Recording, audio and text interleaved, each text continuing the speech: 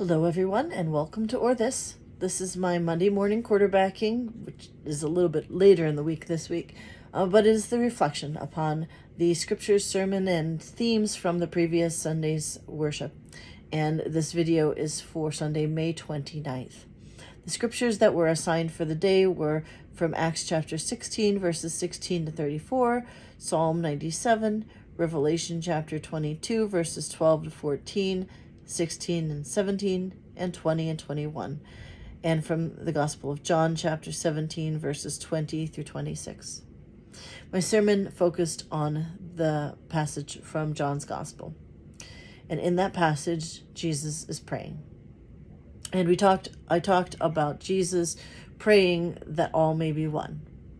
The idea that Jesus is praying for that his followers experience the same unity and relationship that Jesus lives in with God the Father. And that through Jesus, this relationship with God, with Jesus, with the Spirit, this relationship invites humanity into it.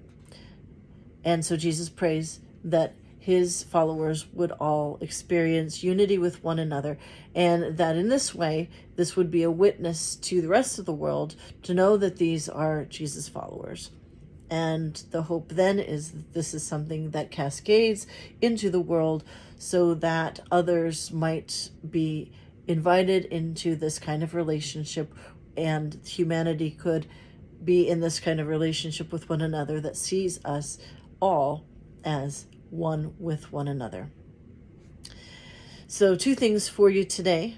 I said this in my sermon. I don't want to throw a bunch of words at you because I already preached a sermon to with you about this on Sunday, and you've heard so many words about the terrible shootings that have happened in 2 communities over the past couple weeks in our country. So the first thing is more of an image than an explanation. And the image is something that I thought about as I thought about this passage and the shootings and what we do in the midst of this. And it was walking down the street and looking around at the other people around that we pass and seeing ourselves in them. The idea being that we would be connected in some way with people who we have no connection with normally, people who might be complete strangers. And yet, by virtue of being human and breathing the same air and living on the same earth, we have a relationship. And it's a relationship that ties us, connects us with one another, even if we don't know each other. Now, we don't want to take that too far to always think that everybody, it doesn't mean that everybody's the same as we are. If we seeing ourselves in the other person, the purpose is to feel some connection with them, to help us start to believe that their lives are of same value as ours, that we have commonalities. We're not going to be the same, okay? Every individual certainly is different. We've all had different experiences and different understandings. And it's important for us to remember that. But in a lot of ways we don't think about, we are the same. Breathing the same air. We have all been born into this world with nothing but our bodies, right? We've all been born into this world. We all have faults. We all are loved by God.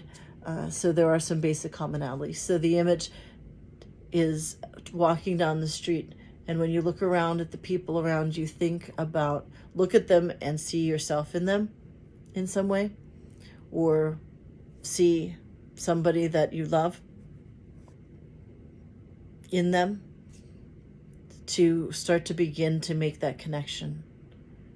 Now that's for people who you may not get a chance to get to know.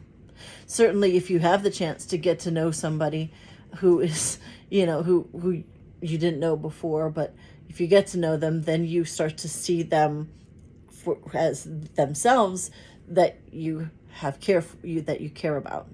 Okay, so you don't have to see yourself in the people that you actually know. You know something about them, and you start to care about them just because you know them.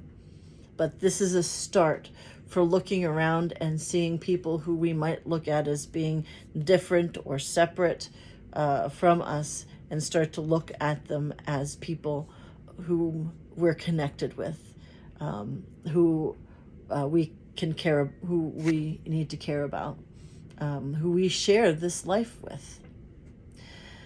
So that was one image that I had as I was preparing to write this past weekend's sermon.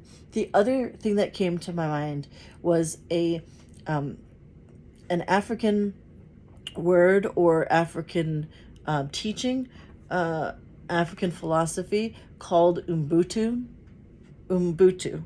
I think I said that right. And some of you may have heard that before. And it is the idea that I am because you are.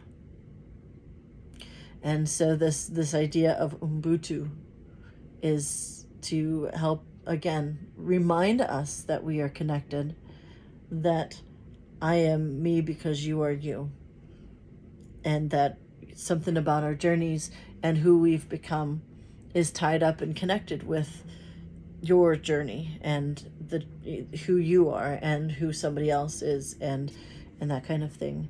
But that all of our lives are connected to each other.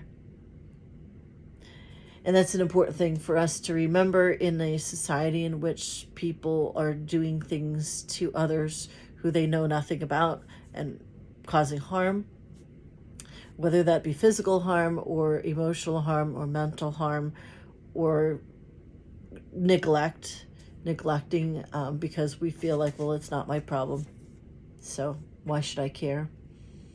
But this idea of us being together in relationship, that we all may be one, and seeing our lives as connected, and seeing that what happens in others' lives does mean something for our lives and who we are. It's the way I think that God created the world, created humanity. So those are some thoughts that I had, mostly just a continuation of what I talked about in the sermon this past weekend. But I hope this helps you to think about things a little bit differently. And please feel free to share your ideas or in the comments, either on YouTube or on Facebook. Thanks for watching. God bless.